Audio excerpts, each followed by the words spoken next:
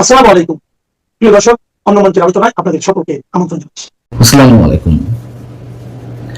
এবার আগের চেয়ে আরো স্পষ্ট করে দেশে ফেরার বিষয়ে ঘোষণা দিয়েছেন সাবেক প্রধানমন্ত্রী শেখ হাসিনা এবং দেশে ফিরে তিনি তার পরিকল্পনার কথাও প্রকাশ করেছেন আন্তর্জাতিক বার্তা সংস্থা রয়টার্সকে দেওয়া একটা বিশেষ সাক্ষাৎকারে। রয়টার্স তার এই ইন্টারভিউটি করেছে বৃহস্পতিবার গভীর রাতে 1 ঘন্টা ব্যাপী এবং সম্ভবত এবারই প্রথমবারের মতন শেখ হাসিনা টেলিফোনে কোনো সংবাদ মাধ্যম বা সংবাদ সংস্থাকে সরাসরি সাক্ষাৎকার দিলেন। আমরা জানি যে এর আগে তিনি রয়টার্সকেও সাক্ষাৎকার দিয়েছেন, ব্রিটিশ গণমাধ্যম দ্য ইন্ডিপেন্ডেন্টকে দিয়েছেন, ভারতের বিভিন্ন গণমাধ্যমে তো দিচ্ছেনই, সেগুলো সবই ইমেইলে। এটি সম্ভবত প্রথম টেলিফোনের সরাসরি সাক্ষাৎকার এবং রয়টার্সও তার এই সাক্ষাৎকারটিকে এক্সক্লুসিভ ইন্টারভিউ হিসেবে প্রকাশ করেছে। তিনি তার সাক্ষাৎকারে যেই মূল বিষয়গুলো নিয়ে এসেছেন সেটি হচ্ছে তিনি ডিসেম্বরে দেশে ফিরবেন এবং দেশে ফেরার পর তিনি তার দলীয় নেতাকর্মীদের নিয়ে আত্মসমর্পণ করবেন। দেশে ফেরার পর যদি তার মৃত্যু মুখোমুখি হতে হয়, তাকে কেউ যদি হত্যাও করে, তারপরেও তিনি ডিসেম্বরে দেশে ফিরবেন। রয়টার্স বলছে যে দক্ষিণ এশিয়ায় এই দেশটির অর্থাৎ বাংলাদেশের দীর্ঘতম সময় ধরে ক্ষমতায় থাকা নেত্রী বলেছেন তিনি এবং তার দল আওয়ামী লীগের সদস্যরা স্বেচ্ছায় সেই দেশে ফিরে আদালতে হাজির হতে চান। এর মাধ্যমে তারা দেখাতে চান দেশের সবচেয়ে প্রভাবশালী রাজনৈতিক প্রতিপক্ষের বিষয়ে বাংলাদেশ কেমন আচরণ করে। রয়টার্সের এই যে সাক্ষাৎকারটি প্রকাশ হয়েছে তার শিরোনাম হচ্ছে Bangladesh Hasina plans December return with party colleagues to surrender. আমি এই সাক্ষাৎকারটি দীর্ঘ, মোটামুটি একটি বড় অংশই আপনাদের সামনে বাংলা করে জানাচ্ছি, তারপরে না হয় সামান্য বিশ্লেষণ করব।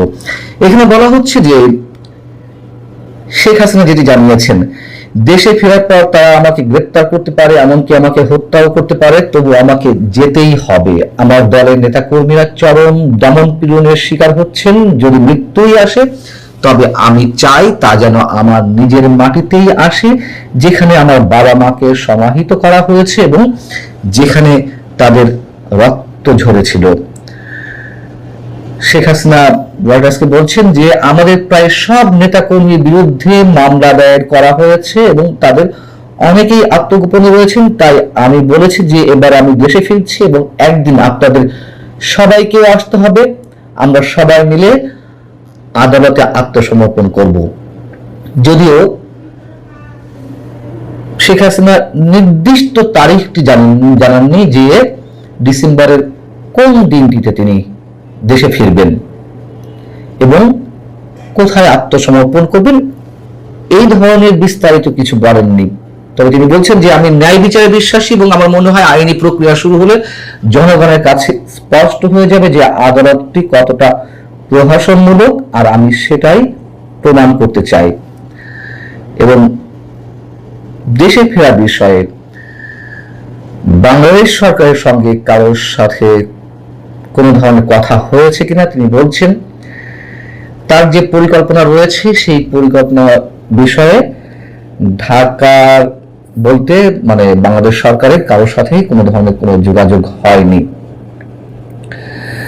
এবং তিনি বলছেন যে তাকে তার পিতার হত্যাকাণ্ডের পরে নির্বাসনে থাকতে হয়েছে। 1981 সালে বাবার হত্যাকাণ্ডের পর যতদিন তিনি দেশে ছিলেন, তারপর যখন 81 সালে দেশে ফিরলেন, ফেরার পর সামরিক শাসনের বিরুদ্ধে আন্দোলনের সময় তাকে বারবার আটক করা হয়েছে। 2007 সালে দুর্নীতি মামলায় সামরিক সমর্থিত তত্ত্বাবধায়ক সরকার তাকে কারারুদ্ধ করে। কিন্তু এবার তার বাসভবনের দিকে কিছু মানুষ এগিয়ে আসার সময় জীবনের প্রতি হুমকির মুখে পড়েই তিনি দেশ ছাড়তে বাধ্য হয়েছিলেন। আওয়ামী লীগ সরকারের সর্বশেষ যে 15.5 বছর শাসন, সেই শাসনের বিভিন্ন ভুল ত্রুটি নিয়েও তিনি কথা বলেছেন। তিনি বলছেন যে দীর্ঘদিন ক্ষমতায় থাকলে যে কোনো সরকারেরই নানান ধরনের ভুল ত্রুটি থাকতে পারে এবং কোনো সরকারই ভুল ত্রুটির ঊর্ধ্বে নয়।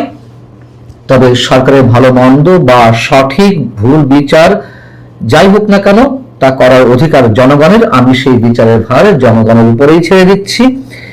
এই সাক্ষাৎকারে তিনি বিএনপি সরকার কি করছে এবং ভারতে যে অবস্থান করছেন সেটি নিয়ে যে পরিস্থিতি বর্তমানে, সেটি সম্পর্কে কথা বলেছেন। এটি বেশ ইন্টারেস্টিং। তিনি বলছেন যে প্রায় 2 বছর বা 1.5 বছর বেশি সময় যে ডক্টর ইউনূসের অপশাসন ছিল, পুরো বাংলাদেশকে অস্থিতিশীল করে তুলেছিল বিএনপি সরকার। বাংলাদেশ সরকার এই মুহূর্তে সেই দীর্ঘ অস্থিরতার পর, অস্থিতিশীলতার পর স্থিতিশীলতা ফিরিয়ে আনার চেষ্টা করছে। আবার অন্যদিকে তিনি যে দিল্লিতে অবস্থান করছেন, সেটিকে নিয়ে বাংলাদেশ ভারত যে সম্পর্ক ক্রমে অবনতির দিকে যাচ্ছে, সেটি আর থাকবে না তিনি দেশে ফিরে এলে। মানে একদিকে তিনি বিএনপি সরকারের প্রশংসা করছেন খানিকটা, আবার তিনি ওই বিষয়টিকেও ইঙ্গিত করছেন ভারত বাংলাদেশ সম্পর্কের দিকে, যে আমি ফিরে গেলে এই সম্পর্ক আর নিশ্চয়ই খারাপের দিকে যাবে না। খুবই সিগনিফিক্যান্ট এই কথা দুটো। বহিঃশক্তি বা বিদেশি অন্য কোনো শক্তির কারোর সঙ্গে কোনো যোগাযোগ হয়েছে কিনা তার ফেরার বিষয়ে, সে বিষয়ে তিনি বলছেন যে দেশে ফেরা বা কখন ফিরবেন সেই বিষয়ে তিনি বিদেশি সরকারের সাথে কোনো প্রকার আলোচনা করেননি।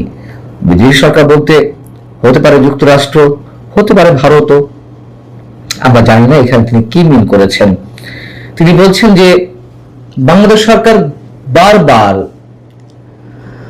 আমাকে ফিরিয়ে দিতে ভারত সরকারের কাছে অনুরোধ জানিয়েছে, কিন্তু আমি নিজেই ফিরতে চাই।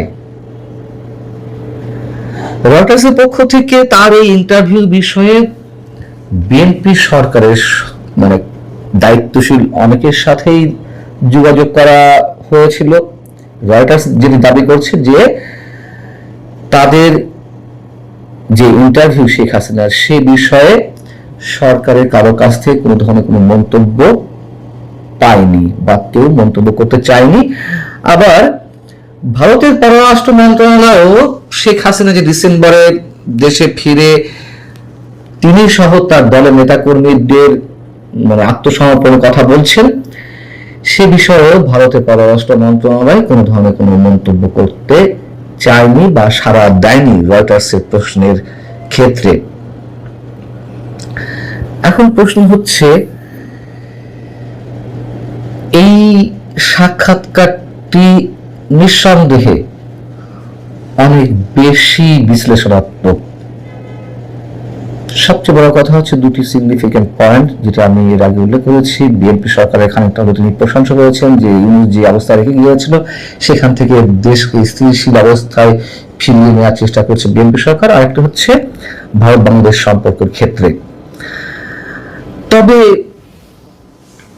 হতে পারে তিনি যদি দাবি করছেন যে বিএনপি কারোর সাথে তিনি আলোচনা করেননি বা আলোচনা হয়নি, হতে পারে।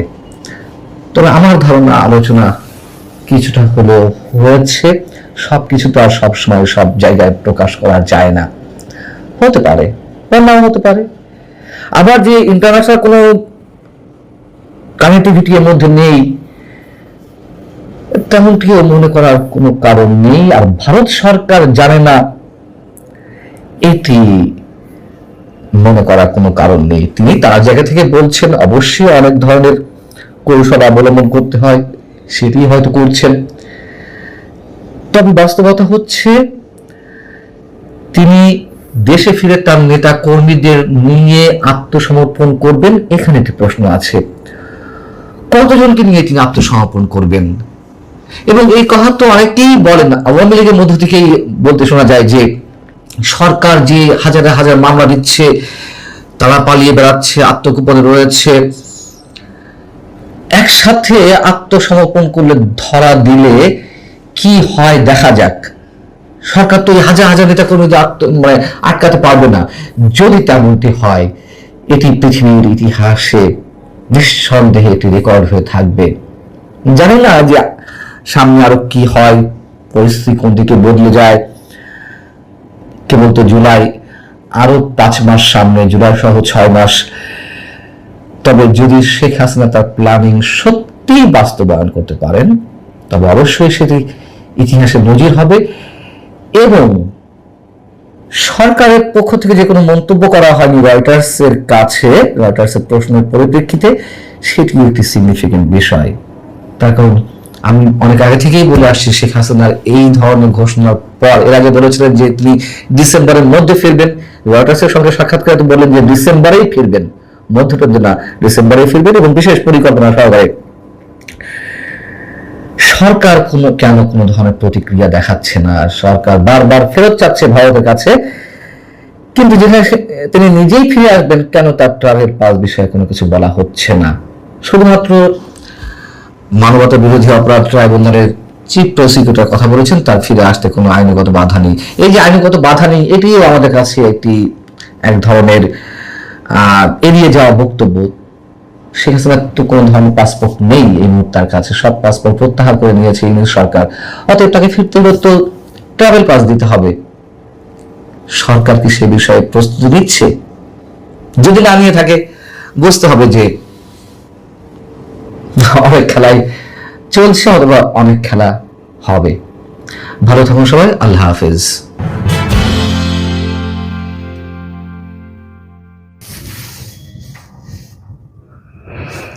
নমস্কার, ক্যালকাটা ডায়ালগস থেকে মনোজ দাসের প্রীতি ও শুভেচ্ছা নিন।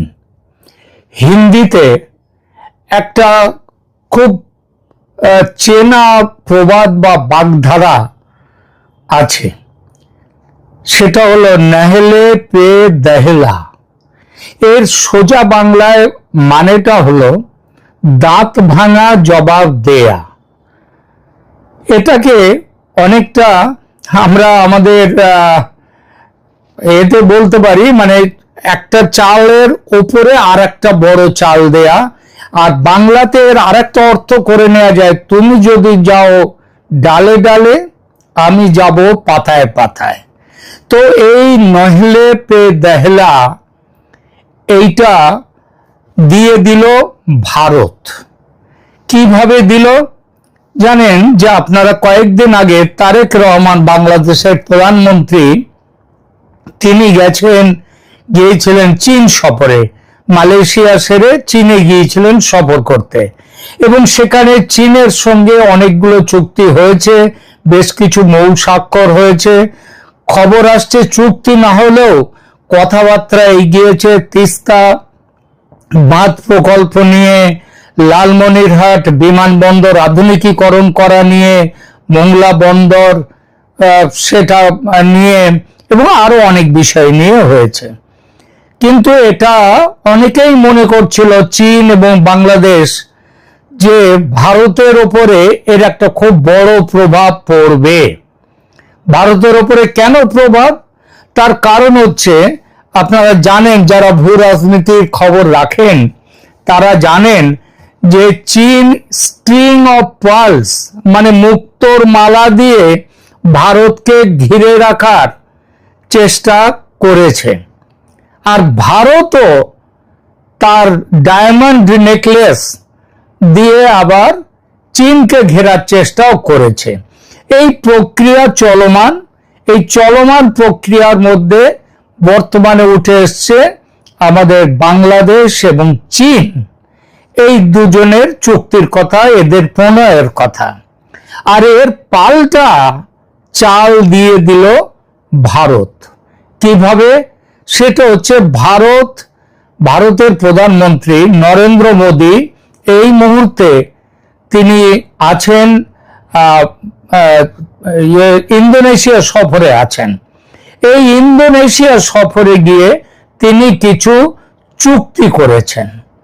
এই চুক্তিগুলো যদি একবার তাদের দিকে নজর দিই তাহলে দেখতে পাবো যে এটা কিভাবে চীনের দুশ্চিন্তার কারণ হয়ে গেছে এই চুক্তিগুলো। এই জন্যই বলেছি নহলে পে রহেলা। আসবো সেই আলোচনায়। প্রধানমন্ত্রী নরেন্দ্র মোদীর ইন্দোনেশিয়ার সফরে ভারত ও ইন্দোনেশিয়ার মধ্যে স্বাক্ষরিত হয়েছে প্রায় $630 মিলিয়ন মূল্যের প্রতিরক্ষা চুক্তি। ভারতের অস্ত্রের কোনো দাম নেই বাংলাদেশের কাছে, বাংলাদেশ সেইটাই মনে করে যে চীনের অস্ত্রের খুব দাম, কিন্তু ইন্দোনেশিয়া তারা কিনছে ভারতের কাছ থেকে এই বিরাট মূল্যের অস্ত্র, $630 মিলিয়ন এই মূল্যের অস্ত্র ভারতের কাছ থেকে কিনছে। অস্ত্রের মধ্যে কি আছে? ব্রহ্মস। ফিলিপাইন এবং ভিয়েতনাম এর আগে ভারতের কাছ থেকে ব্রহ্মস মিসাইল নিয়েছে। এরপরে ইন্দোনেশিয়া হলো তৃতীয় আসিয়ান কান্ট্রি যারা ভারতের কাছ থেকে বিশ্বের অন্যতম দ্রুতগামী এই সুপারসনিক ক্রুজ মিসাইল কিনছে। প্রাথমিকভাবে 2টি ব্যাটারি কিনছে। এই মিসাইলগুলো সমুদ্রের উপকূল রক্ষা এবং যুদ্ধ জাহাজে মোতায়েন করা হবে। দক্ষিণ চীন সাগরে চীনের একচেটিয়া আধিপত্য এবং আগ্রাসনের জবাবে ইন্দোনেশিয়া তাদের সামুদ্রিক সীমানা সুরক্ষিত করতে এই মিসাইল ব্যবহার করবে। ব্রহ্মস মিসাইল তার কি ক্ষমতা সেটা অপারেশন সিন্দুরে দেখা গেছে। এছাড়া ইন্দোনেশিয়া কিনছে ভারতের থেকে অস্ত্র নামে, এটা হচ্ছে ভারতের নিজস্ব প্রযুক্তিতে তৈরি একটা বিয়ন্ড ভিজুয়াল রেঞ্জ বিভিআর গোত্রের অস্ত্র মিসাইল, আকাশ থেকে আকাশে আঘাত হানার মিসাইল। এটা ইন্দোনেশিয়ার বিমান বাহিনীতে থাকা রাশিয়ান সুখোই যুদ্ধ বিমানের সঙ্গে এটি যুক্ত করা হবে। এই প্রথম ভারত এই মিসাইলটি কোন দেশে রপ্তানি করছে, ইন্দোনেশিয়া প্রথম কান্ট্রি। এটা বোঝা যায় ভারতের ক্রমবর্ধমান প্রতিরক্ষা শক্তির প্রমাণ এটা। এছাড়া অস্ত্র ছাড়া আর কি হয়েছে? আর যে চুক্তিটা হচ্ছে সেটা হচ্ছে ইন্দোনেশিয়ার একেবারে মালাক্কা উপরের দিকে মালাক্কা প্রণালীর একেবারে মুখে সাবাং বন্দর, সেই বন্দর সেইখানটায় হচ্ছে এই বন্দরটি ইন্দোনেশিয়া যা কিনা সমুদ্রের সুমাত্রার উত্তর প্রান্তে ওয়ে আইল্যান্ডের কাছে অবস্থিত। এটা হচ্ছে মালাক্কা প্রণালীর চোক পয়েন্ট যদি বলা হয় তাহলে এইটা। মালাক্কা প্রণালী হলো বিশ্বের অন্যতম ব্যস্ততম এবং গুরুত্বপূর্ণ নৌপথ। চীনের আমদানি করা অপরিশোধিত তেলের প্রায় 80 থেকে 90% তেল এবং সামগ্রিক বাণিজ্যের একটা বিরাট অংশ এই মালাক্কা প্রণালী বা স্ট্রেট অফ মালাক্কা দিয়ে যায়। হরমুজ প্রণালীর যত গুরুত্ব, মালাক্কা প্রণালীর গুরুত্ব চীনের কাছে তার কয়েক গুণ। এবং এর মুখেই এই জন্যই এটাকে বলা হয় চীনের যেটা মালাক্কা ডিলেমা বলা হয়। চীন সবসময় ভয় পায় যে কোনো যুদ্ধের পরিস্থিতিতে শত্রুপক্ষ যদি এই প্রণালী বন্ধ করে দেয় তবে চীনের অর্থনীতি সচল রাখা অসম্ভব হয়ে পড়ে। ভারতকে ঘিরতে চীন ব্যবস্থা করছে তো, কিন্তু চীনকে ঘিরতে ভারতও যে ব্যবস্থা করছে এটা তার উন্নয়ন। তাহলে এইবার বলি ওই সাবাং বন্দর যেটার কথা শুরু করলাম, ভারত ও ইন্দোনেশিয়া যৌথভাবে ঠিক করেছে, চুক্তি করেছে এই সাবাং বন্দরের উন্নয়ন করবে। এটা মালাক্কা প্রণালীর ঠিক প্রবেশ দ্বারে অবস্থিত। এখানে ভারতের উপস্থিতি মানে চীনের প্রধান বাণিজ্য পথের ওপর সরাসরি নজরদারি করার ক্ষমতা অর্জন করা।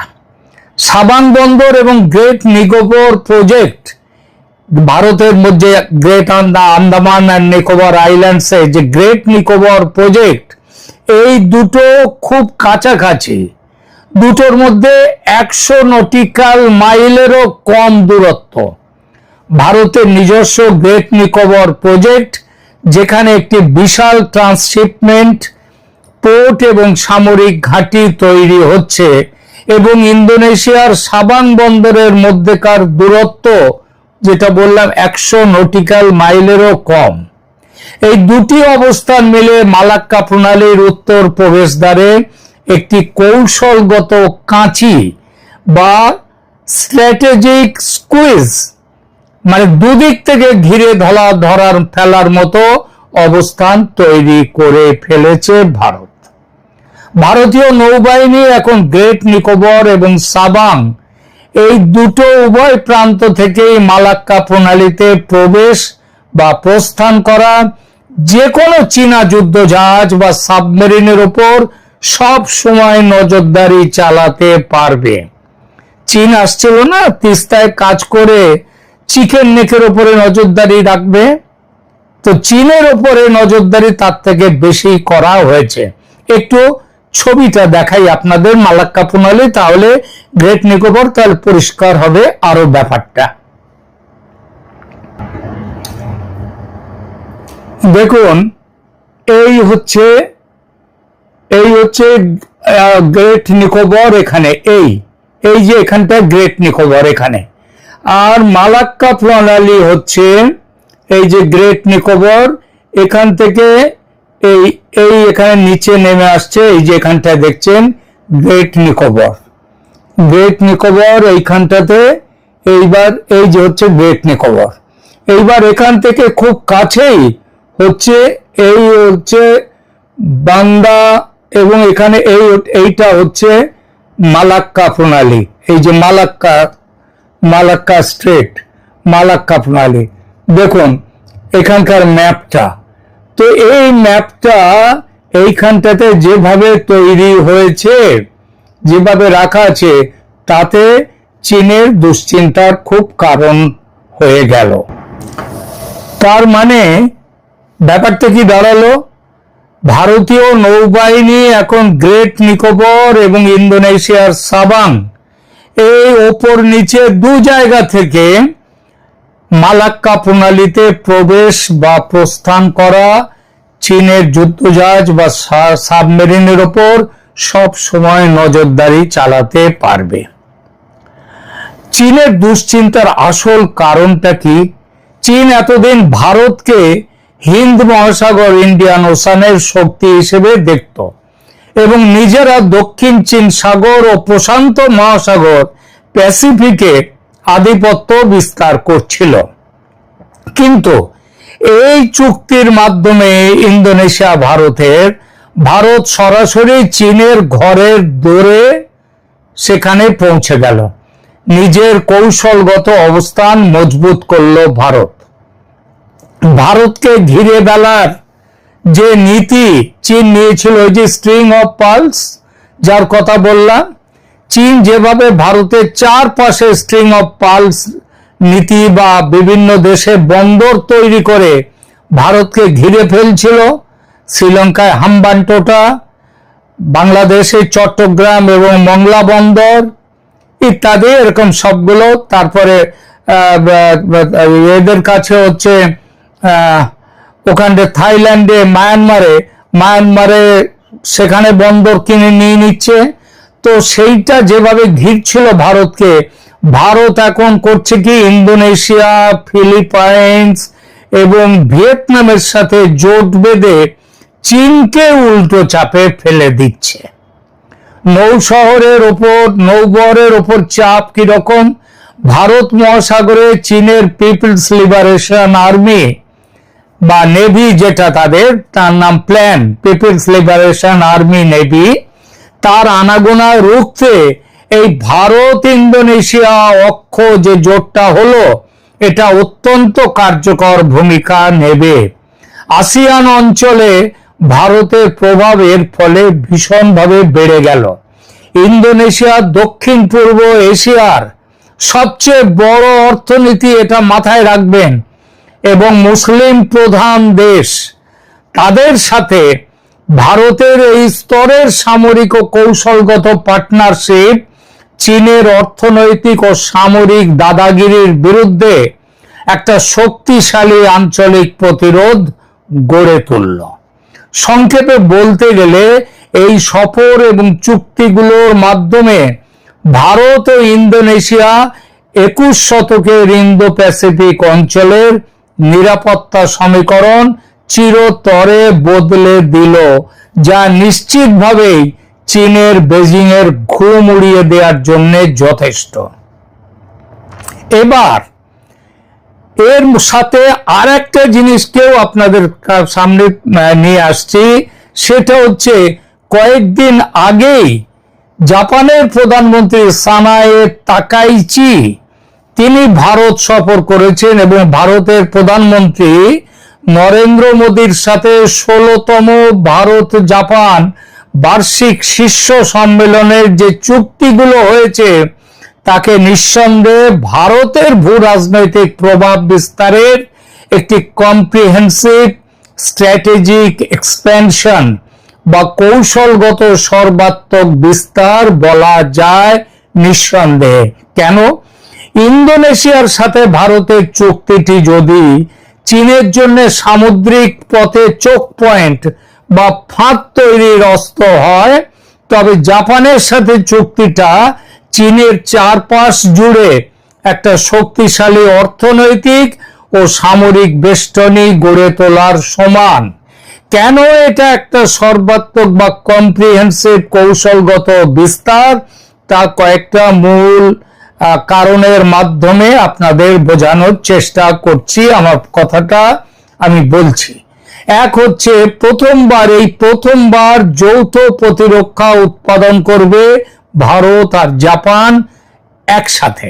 এতদিন ভারত ও জাপানের সামরিক সম্পর্ক ছিল কেবল যৌথ মহড়া, যেমন মালাবার বা ধর্ম গার্ডিয়ান ইত্যাদি, এবং আলোচনার মধ্যে সীমাবদ্ধ ছিল। কিন্তু 2026 সালের এই সামিটে এক ঐতিহাসিক বাঁক এলো। কি রকম? Unicorn project. ইউনিকর্ন প্রজেক্ট হলো ভারত ও জাপান যৌথভাবে নৌবাহিনীর যুদ্ধ জাহাজের জন্য তৈরি করছে। খেয়াল করবেন, আবার নৌবাহিনীর যুদ্ধ জাহাজের জন্য তৈরি করছে অত্যন্ত আধুনিক রেডিও অ্যান্টেনা ইউনিকর্ন, যার পুরো কথাটা হলো ইউনিফাইড কমপ্লেক্স রেডিও অ্যান্টেনা। এটা যুদ্ধ জাহাজকে গোপন করে নিয়ে যাবে, যাতে স্টেলথ হবে, মানে শত্রু র্যাডারে ধরা পড়বে না, মানে ধরা না পড়ার ক্ষমতা বহুগুণ বাড়িয়ে দেয় এই স্টেলথ লাগালে অ্যান্টেনা।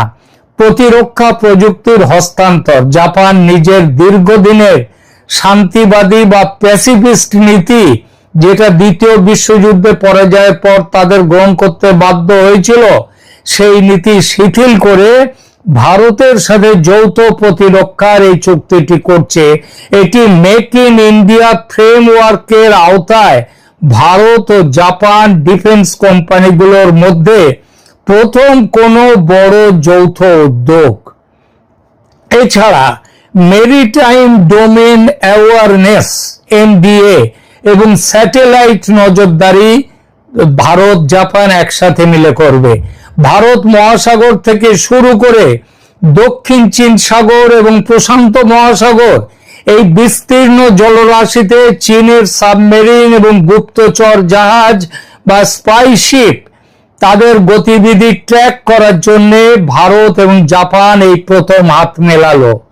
জাপানের উন্নত স্যাটেলাইট প্রযুক্তির সাথে ভারতের সামুদ্রিক নজরদারির নেটওয়ার্ক যুক্ত করে তৈরি হচ্ছে একটি অভেদ্য নজরদারি বলয়।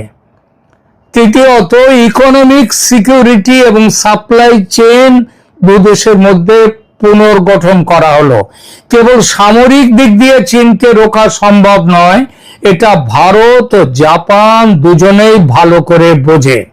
তাই এবার এই দুই দেশ joint declaration on economic security বা অর্থনৈতিক নিরাপত্তার যৌথ ঘোষণা জারি করেছে। এর উদ্দেশ্য কি? এর উদ্দেশ্য হলো সেমিকন্ডাক্টর, কোয়ান্টাম প্রযুক্তি, কৃত্রিম বুদ্ধিমত্তা বা আর্টিফিশিয়াল ইন্টেলিজেন্স এবং গুরুত্বপূর্ণ খনিজ পদার্থ ক্রিটিক্যাল মিনারেলস এর ক্ষেত্রে চীনের ওপর সারা বিশ্ব যেভাবে নির্ভরশীল সেটাকে কমিয়ে দেয়া। জাপান আগামী 1 দশকে ভারতে 10 ট্রিলিয়ন ইয়েন বিশাল অঙ্কের প্রাইভেট ইনভেস্টমেন্ট, সেই বিনিয়োগের লক্ষ্যমাত্রা নিয়েছে ভারতে, যেটা নিঃসন্দেহে বলা যায় বাংলাদেশের ওপর থেকে। বাংলাদেশে কিন্তু জাপানের কাছ থেকে সব থেকে বেশি ঋণ নিয়েছে বাংলাদেশ, আর সেখানটায় নিশ্চিতভাবেই বাংলাদেশের ওপর থেকে তুলে নিয়ে এসে ভারতের ওপরে এখন নজর দেবে জাপান, যা ভারতের উৎপাদন শিল্প বা ম্যানুফ্যাকচারিং কে চীনের বিকল্প হিসেবে দাঁড় করাতে সাহায্য করবে। এছাড়া মিনিল্যাটারালস বা বহুপাক্ষিক কৌশলের জন্ম হয়েছে ভারত জাপান চুক্তির মাধ্যমে। এই চুক্তিতে ভারত ও জাপান যৌথভাবে ফিলিপাইনের সাথে একটি 1.5 ট্র্যাক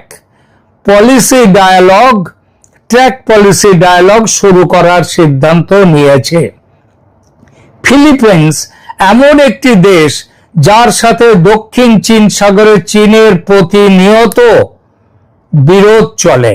ভারত এখন ইন্দোনেশিয়া, জাপান এবং ফিলিপাইনের মতো দেশগুলোকে এক সুতোয় বাঁধছে। এই যে একে কেন কম্প্রিহেন্সিভ বা সর্বাত্মক বিস্তার বলা হচ্ছে বুঝলেন? কারণ ভারত এখন চীনের বিরুদ্ধে কোনো একা ফ্রন্টে খেলছে না। ভারত মহাসাগরে ইন্দোনেশিয়ার সাবাং বন্দর, ভারতের গ্রেট নিকোবর প্রজেক্ট যদি চীনের বাণিজ্য পথ আটকে দেওয়ার ক্ষমতা রাখে ওয়েস্ট ফ্রন্টে, তবে ইস্ট ফ্রন্টে জাপানের সামরিক ও অর্থনৈতিক প্রযুক্তি এবং ফিলিপাইনের সাথে জোট চীনকে তার নিজের ঘরের কাছে ব্যস্ত রাখবে।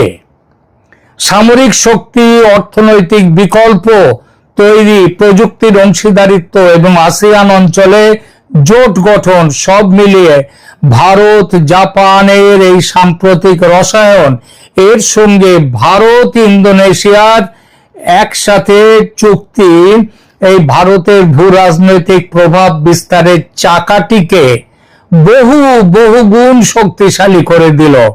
কোয়াড, যার মধ্যে ভারত, জাপান, আমেরিকা, অস্ট্রেলিয়ার জোট তো আছেই, তবে দ্বিপাক্ষিক স্তরে ভারত জাপানের এই গভীরতা বেজিং এর ওপরে কৌশলগত চাপ অনেক গুণ বাড়িয়ে দিয়েছে, এটা বলা যায়।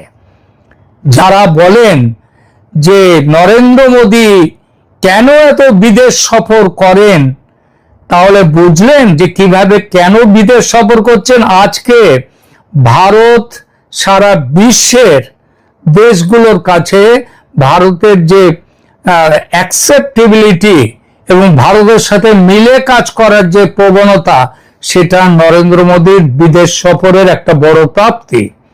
আজকে দেখুন ইন্দোনেশিয়ার সাথে যেভাবে চুক্তি করলেন, ভিয়েতনাম, ফিলিপিন্স, জাপান, একেবারে চার দিক দিয়ে এখন চীনের ঘরের দরজার গোড়ায় ভারত চ্যালেঞ্জ ছুড়ে দিয়েছে।